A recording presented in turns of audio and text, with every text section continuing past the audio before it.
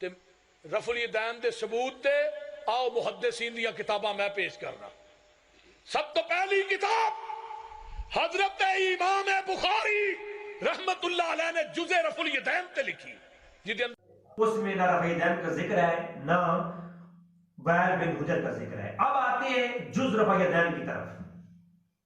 ناظرین، اگر میں کہوں کہ یا محمد کا نعرہ لگانا جائز ہے تو مسعود کہیں گے جی دلیل دیں، تو میں دلیل دیتا ہوں جی یہ الادب المفرد. اب بات بڑے سمجھنے کی ہے. یہ الادب المفرد لکھی کس نے؟ امام بخاری نے. امام بخاری کی کتاب کیا ہے؟ الادب المفرد. اس کتاب کے اندر آپ اگر دیکھیں باب ہے، باب ما یقول رجل اذا خدرت رجلہ، جب پاؤں سن ہو جائے تو کیا کیا جائے. یہ باب باندھا 438 نمبر باب ہے. یہ باب کا نمبر ہے 438 اور حدیث نمبر ہے 993. اس میں یہ ہے کہ عبد الرحمن بن سعد رضی اللہ تعالیٰ عنہ روایت کرتے ہیں کہ عبداللہ ابن عمر رضی اللہ عنہ کا پاؤں سن ہو گیا.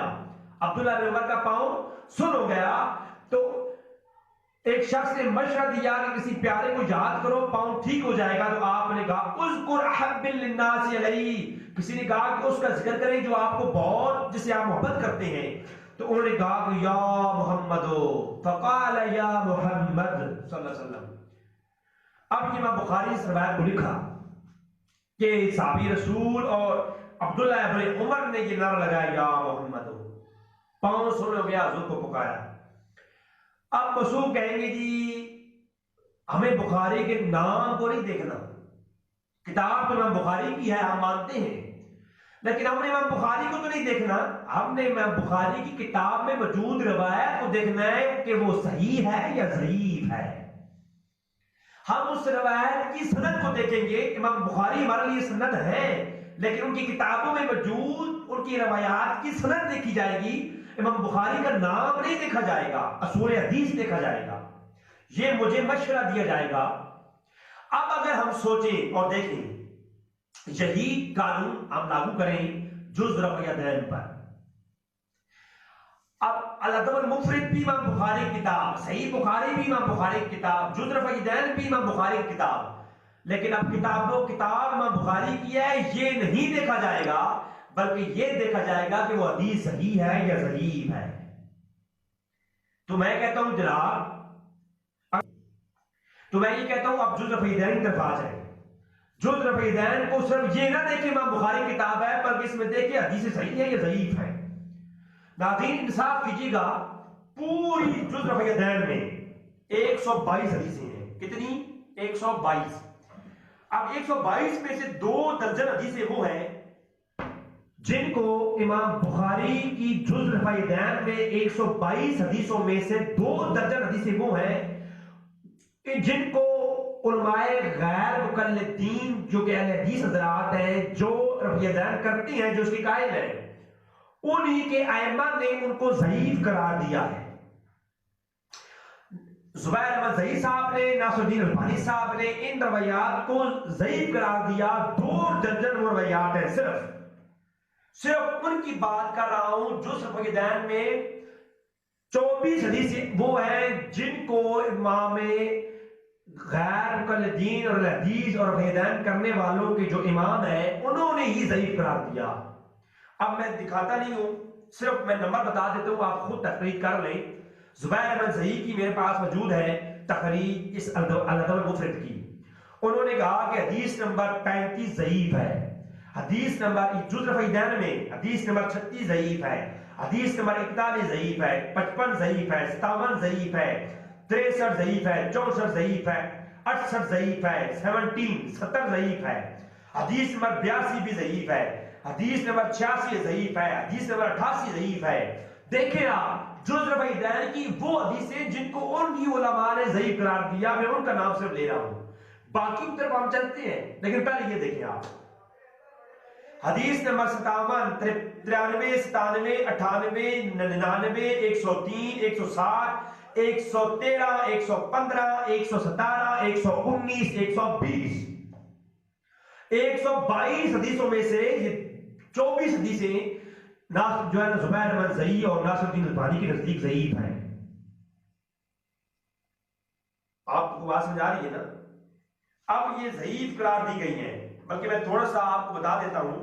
حدیث نمبر 35 میں کہتے ہیں یزید بن ابی زیاد یہ ضعیف راوی ہے. حدیث نمبر 36 میں کہتے ہیں کہ محمد بن عبد الرحمن ابی لیلا یہ جو ہے ضعیف راوی ہے. اور اس کی طرف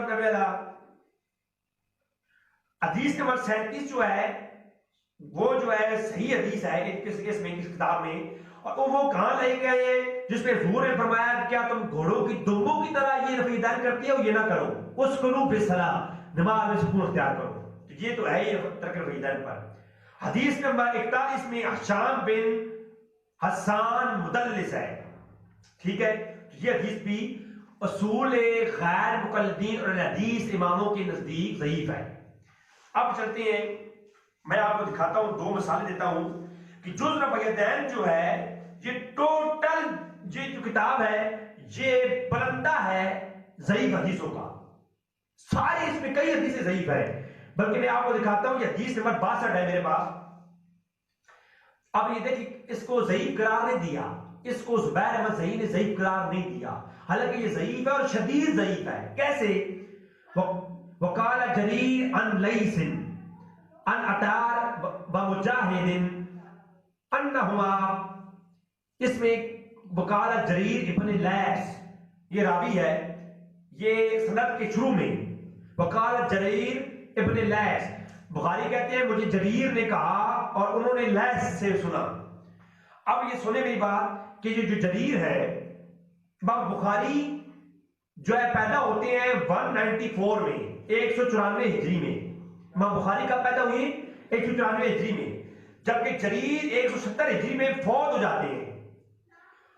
جو جریر ہیں وہ 170 ہجری میں فوت ہو رہے ہیں، جبکہ امام بخاری 194 ہجری میں پیدا ہو رہے ہیں. اور امام بخاری کہتے ہیں میں نے سنا جریر سے، جو امام بخاری کے پیدا ہونے سے 20-25 سال پہلے فوت ہو چکا شخص، اس سے امام بخاری کی ملاقات نہیں تو وہ حدیث ضعیف کیسے؟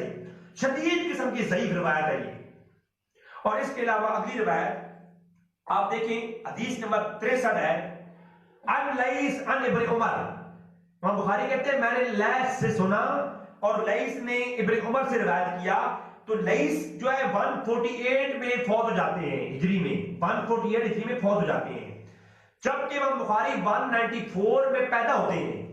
ایک شخص جو جب لیث فوت ہوا تب پیدا ہی نہیں ہوا تو اس نے سن کیسے لیا؟ لہذا اصول محدثین پر یہ روایت 63 بھی شدید ضعیف ہے. اسی طرح حدیث نمبر 67 اور آگے بشمار روایات موجود ہیں، لیکن میں آخری یہ مثال دیتا ہوں. وقال وکی عن ربی، امام بخاری کہتے ہیں میں نے وکی سے سنا، اور وکی نے کہا، اور وکی کہتے ہیں میں نے ربی سے سنا. جو وکی ہے وہ 196 میں فوت ہوتے ہیں، جبکہ امام بخاری 194 میں پیدا ہوتے ہیں. تو 2 سال امام بخاری کو پیدا ہوئے، 2 سال ہوئے تھے، تو 2 سال کے اندر امام بخاری نے کیا سن لیا. لہذا یہ شدید ضعیف ہے روایات. تو لہذا ہمیں احتیاط کرنی چاہیے کہ یہ جو جز رفع دین ہے اس میں تو ضعیف روایات بھری پڑی ہوئی ہیں. ہم نے امام بخاری کا نام نہیں دیکھنا بلکہ اصول محدثین کو دیکھنا ہے. کیا امام بخاری کی شرائط پر یہ حدیثیں صحیح ہیں؟ نہیں، ضعیف ہیں. اگلی بات میں 1-2 باتیں کر دوں. سنن نسائی میں رفع دین